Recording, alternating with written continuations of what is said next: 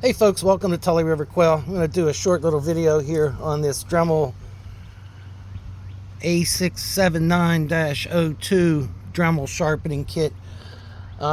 We use this to sharpen the farm chainsaw. Let me just show you a little bit about what's in the kit. You get three things. One is a guide for chainsaw sharpening. It just screws on to the attachment where the original collar is. And then you have one for sharpening scissors and one for sharpening lawnmower blades. So this kit allows you to have all three. There's some instructions that come with it that tell you which. It comes with 3 sharpening stones, and it depends on the pitch or the size of the hole. So ours is a 3/8 inch, so we had to use the pink, right? And when you put this together, it comes separated. This little guide has 2 screws, and then there's 2 spacers that go in between that gives you the proper relief so that you can still use the guide.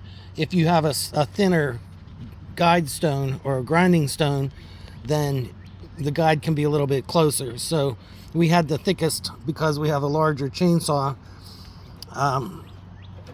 We have the thickest grinding stone, so it had to have some relief. So there's 2 little spacers in here. They come in this little pack with the 2 screws. You have to put this guide together, and you'll notice on the guide there's 30-degree marks. That's what most chainsaws are. Now you have to note, sometimes if you're going to be using a crosscut chainsaw, if you're using slab, if you're making slab wood, kind of like what we did over here, that's a different pitch, so you won't be using the 30 degrees. You'll have to check your chain on that.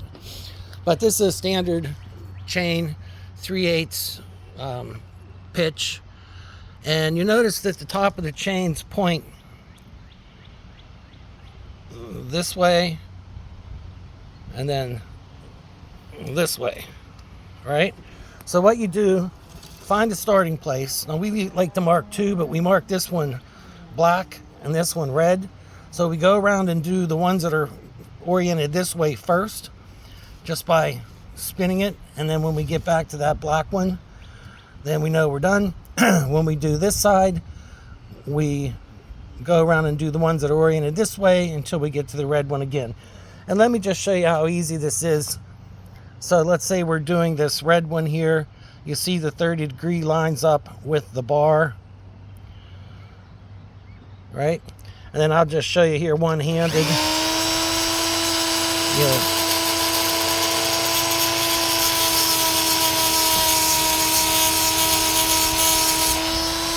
And that's all you need. You go around, you can see that they're nice and clean.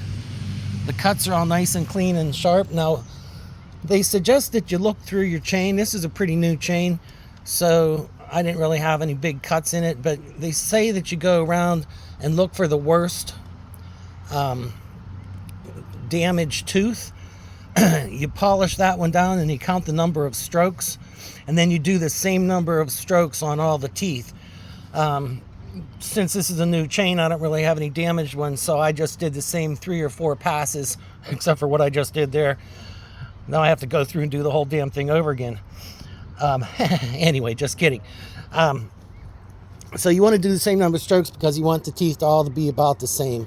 So you don't want to grind one tooth down because it's nicked and then not do the same thing. So with all of them, because there's a guide here, just looking at the chain, you can see how there's a shiny part, which is a cutting part, and then there's the timing chain, the timing guide, and the depth guide.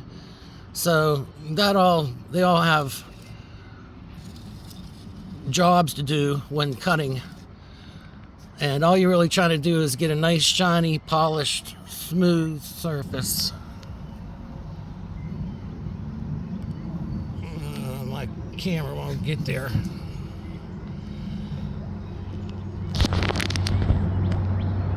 There you go. That's what you're looking for. All right, that's it. Over and out from Tully River Quail. Hey, If you're looking to get involved with helping neighbors grow their own quail, if you have some hatching eggs you want to sell or regular eating eggs, join the U.S. Quail Cooperative. Go to usquail.com. And what we're trying to do is get communities to be self-sufficient, one neighbor at a time, we say, by getting everybody that has, give everybody a cage. We want everybody, all of our neighbors, to have a cage of birds. So they're growing their own protein, having a couple eggs to eat, and that way we're all not targeted. With the U.S. Quail, you're going to be able to get a free quailmail.us email address that is forwarded to a private end-to-end encrypted email. So all the intercommunications between the U.S. Quail Cooperative and other members is end-to-end encrypted. So it'd be your member name at quailmail.us or at US Quail Coop or at usquail.com. So just another benefit we worked out to kind of give us a little bit of protection. Anyway, there you go, Tully River Quail.